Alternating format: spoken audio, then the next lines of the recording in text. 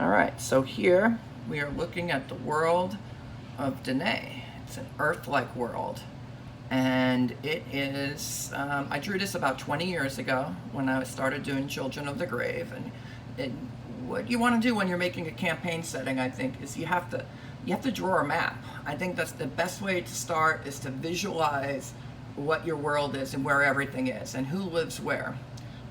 Because there's many factions and cities and countries and nations that need to be spelled out, because oftentimes in fantasy settings they're going to go to war with one another, or there's certain relationships, certain commonalities of language and culture that are going to mix over, and then are going to explain why certain conflicts in a story, even at the micro level, differences in allegiance to nations, that could break families apart. And so it's important to know the macro when you consider the micro, because it's more than just where things are and what their names are. Although that's a big part of, I think, coming up with good names for everything and everything like that. Now, on this this whole thing right here, this is Nyanesius. And zooming in here a little, I don't remember the names of everything, but we're going to give you a little overview. That's Danae. That's where the gray dragons live. Over here, that's the Crescent Sea. This is kind of like where, I guess you would see lots of elves and witches and shamans and that sort of thing. Kind of a very peaceful land up there. Over here is where the Nyanesian Empire would be. It's kind of a Roman empire. It's never fallen. The major religions there are Atricles is the god of justice, Atenus is the god of war. The emperor is chosen from amongst the knights of Atricles, and then the serving justice. So justice rules the empire. But Atenus, the god of war. Remember, there's two gods of war, Aerithus and Atenus. Atenus kills Aerithus many thousands of years ago, and slays his brother. And so Atenus actually in this setting serves under Atricles. And so you kind of have a just war thing going on here, where Atenus is going to kind of tilt the scale slightly in terms of wars that favor justice. And this is a part of how humanity expands and advances. So the imperator is chosen from the Knights of Atenus, the god of war, and they see to the country's defenses, and the Atricles, and the Knights of Atricles and the Emperor, they see to the administration of justice and basically the government, the bureaucracy, and ordering things that way. So it's kind of a mishmash of, it's not monarchical because they have an election, but the people don't vote. The people, unless you're a knight, you're not going to vote in the selection of the emperor and the imperator. You have to be either a knight of Atenus, you get to choose the imperator, or you could be a knight of Atricles, and then you can choose the emperor or become emperor yourself. And so that's the way that is. But there's a clear split there between the kind of your Department of Defense and the rest of the justice. So kind of an American idea there. Over here, this is Dracontage. Dracontage is the major enemy of the Nyanesian Empire. And so they're kind of they're bad guys, or maybe they're just competitors, but they're vying for control of this area right here. This is Naples Sea, and it's think of it kind of like a Mediterranean Sea. And along the coast here, there's gonna be lots of cities. I don't remember the names of all the cities. Now let's see over here. This is a kind of an elven kingdom. It's called Llewellyn. Up here, this right there, that's kind of rainforest area. It's called Yana. I think up here, this peninsula That's Thracia. It's very cold up there. Lots of giants and such. And scrolling down here now, this is the Fiorenan Peninsula. A lot of the action in Children of the Grave takes place here. We're going to zoom in on that. I just wanted to give you an overview. This is a kind of an Antarctica kind of continent. Very, very, very cold. Kind of desolate. Lots of monsters, though. Lots of that are suited to live in the cold. And D&D style settings, you know, maybe there's like frost giants or things like that. But we'll call them like ice giants or something. They could be, everything could be different, you know. It doesn't have to be like, oh, it's got to be exactly like Tolkien. No, it doesn't. No, you can make monsters that are different. So like all the dragons have been kind of done. So I said gray dragons. We're going to do gray dragons. Gray dragons are going to be very, very important. They serve the god of justice, Atrocles.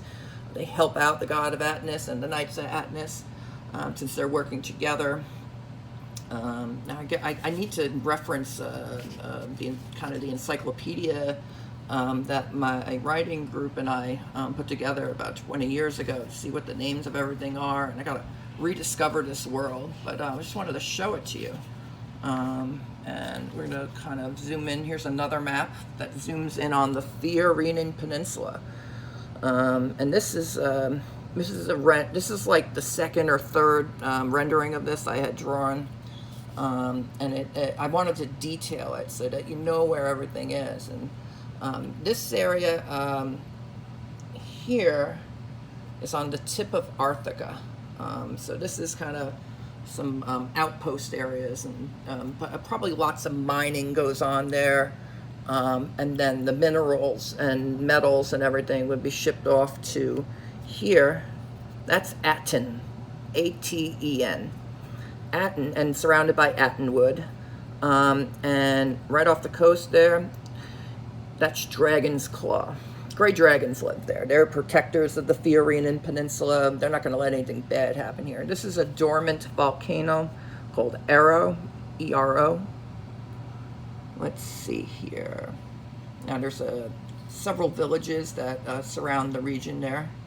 This is another volcano. This one's active. It's called Utza. U-T-Z-A. And this is Prakis. So the idea on the Fiorenan Peninsula that I was working with was kind of a Peloponnesian style conflict. Aten and Prakis, they not unlike Drakentage and the Nyanesian Empire, are vying for control of the Fiorenan Peninsula. Now, Aten is kind of a democracy, a republic, and Prakis is it's ruled by nobles, lots of nobles. Now, Aten has nobles too, so you have a lot of families who are, again, they take in part in different parts of the economy, and they're going to run many of your merchant traffic and things like that, and they own a lot of the major valuable properties, and so they have big business going on. Now, Prakis, they're the bad guys, basically. They're ruled by the Noels, the House Noel, current ruler. At the time of the story is Varius the Cruel. And what they do is they're major allies with, and where they get their backing from is this place right here. It's called Darkwood. The Darkwood of Dwellwyn. It used to be an elven kingdom, but they were pushed out by some others from some other dimension, and they were pushed out. The elves, they were slaughtered, and now it's ruled by a bunch of monsters and creepy beings, and they're only known as, I guess we could call them the Others. We'll come up with a better name for that, though. I'm just going off of memory here, but basically, these dark spirits, evil shaman, and kind of cat-like creatures. In the D&D setting, these were Rakshasa, and maybe we'll still call them Rakshasa. I don't think I don't think Wizards owns Rakshasa. I think those are from mythology, Earth mythologies. So, but we're going to make them a little different. We want to do things differently, and so we'll cross these bridges. Now, this conflict, the Darkwood, has corrupted Prakis, and what they make a lot of money. They push opium around. They're opium traders, and it's kind of destroying the culture on this continent, and it's actually a tool of warfare for them. They want to use opium to destroy their neighbors. That was the story. Wrote it 20 years ago. That's kind of the conflict there. And their surrounding areas. I think this is Thet, Thet. It's where the Minotaurs live. Lots of Minotaurs. Now they'd probably be. I like the idea of them being seafaring Minotaurs, which seems kind of odd. Like, why would a Minotaur want to go on a boat? But considering where they are, they have so much open water and everything. So I guess they're traders, and they're, but they like to kind of keep to themselves. So they have a kind of a isolated society per se. Like, you wouldn't want to live there, and they don't want too many outsiders. Because they think the humans are dangerous. They don't have any interest in the wars that are going on, and they're kind of neutral. They're not going to go invade everybody. They don't have aspirations for ruling anything, basically. Up there is an island kingdom. I think that's a dwarven kingdom. So you kind of have seafaring dwarves. But they live in their mountains. They're dwarves. Up here, I think, is the southern part of Llewellyn. That's there. Up here, I think this is, over here, north of Darkwood, of Llewellyn, is. I called it Thracedonia. I was like, oh yeah, it'll be like Macedonia. Maybe I come up with a better name for that. But the idea is that a lot of hobgoblins and I guess orcs and everything are just like engaged in just endless trench warfare. I just wanted to have like a buffer zone for the Fiorenan Peninsula. And they're so busy fighting and and destroying each other that they're so divided and like I just did this with a calligraphy pen, and oh, by the way, this is all pen and ink and colored pencils, markers. This is before I think computer coloring was I think, and I'm kind of a traditionally trained artist, so I wanted to just get my hands dirty and do all this stuff here. These are some highlands here. And mountains that are, again, a big buffer to the Fiorenan Peninsula. So I wanted this conflict to kind of play out, and they're not going to, now, the Nyanesian Empire, they're back in Aten. The Dracontage, they're backing Prakis, and they're kind of allied with the Darkwood there. Okay, so let's move on here. Now, this is another map that kind of never finished it. You can see the blank areas there, but I wanted to get more detail on. It gives me more detail on this side of things, Dionysus and everything. It's very important to know where everything is, and I think you get a better layout of Llewellyn here, this Elven kingdom. Okay, what else we got here? Cities. This is Prakis. Prakis is surrounded by the Darkwood. The Darkwood is always foggy. It's always foggy and murky in there, and because lots of monsters and everything. They have these cities. They have huge walls, and this was more penning, color pencils, calligraphy pens, and everything. But this is Prakis. This is where the Noels reside, and they want to dominate the peninsula. And they don't like Aten. They think that the Athenians, they're going to spread democracy everywhere, and that'll be the end of noble rule. So they don't want that. They're gonna try to stop that, I think. And here is Aten. Aten is huge. It's they engage in a lot of trade. They have again, democracy. There's a big arena there. And they have noble families too. There's temples to Atenus, Atrocles. And it's kind of a mirror of the Nyanesian Empire. So I think they're in consideration for becoming a part of the empire. But I think they'd like to stay free. But there are always factions. I bet you there are some who support union with the empire.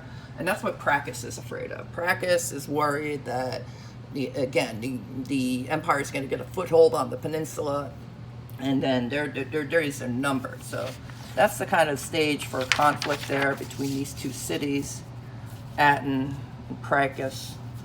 And it's kind of a Peloponnesian style conflict. It can go on for a very long time. And I also wanted to give you an update. All right, there's some maps. And dragon wings. Dragon wings are coming along. I'm really feeling good about this. It's going to look great when I ink it. I almost don't want to ink it. Why the heck would I ink it? It looks great. You got to finish it. So we're getting the shading there. That left wing is far more structured now. I feel a lot better about her. Mortacia is looking really, really strong there. She's about to engage in mortal combat with Frizzit here. Frizzit, Hunter Demon, and Hades. And so, while all these mortal struggles are playing out on Danae, underneath Danae, in the underworld, this is what's going on. And so, now the peoples of Danae, they're true believers. They believe in the gods. You know why they believe in the gods? Because they've seen the gods. And you don't mess with the gods. Gods come roaming around, you're going to see entire regions laid waste to, cities destroyed. You don't want those guys fighting around. So I think they try to, avoid that outcomes, that any cataclysms or apocalypses or anything like that. But this is the video, and I just wanted to show you Danae, because this is where all the action in Children of the Grave is going to be taking place, in the mortal realm. And then there's the underworld, and that's where a lot of the action is going to be taking place as well. But there's a whole plan and a whole world there that this is all taking place in, and this has been very much pre-planned. Had a lot of thought went into this, and a lot of people who spent a lot of time working on this with me. I spent a few years of my life working on this. There's a outline, there's a map, there's the creation myth, there's timelines, and there's just a ton of material here. We've made a book, we had all this D20 stuff, and it was a long time coming, and we made the book, and I was like, all right, we got a great setting here. And I've got to be careful to avoid giving you too many spoilers. I probably just generally describing things I think is kind of harmless, but this is, there's a big plan behind Children of the Grave. I think it's going to be very exciting. I think you're going to really enjoy seeing this in a graphic novel form. Have to be a few volumes, because there's a lot of story to be told here. There's a lot of stuff going on, and it's going to be a high adventure, epic, dark fantasy, Children of the Grave. And we're asking the question, what if there was no heaven, but only hell? That's the kind of central premise here. What would that mean? And, because everyone's going to hell, there's no way out. You're going to live, you're going to die, you're going to hell, and then you're going to be tortured by demons for eternity. That is the reality of the situation here. And Mortacia, she's got to stop it. All right, that's the video. Take care.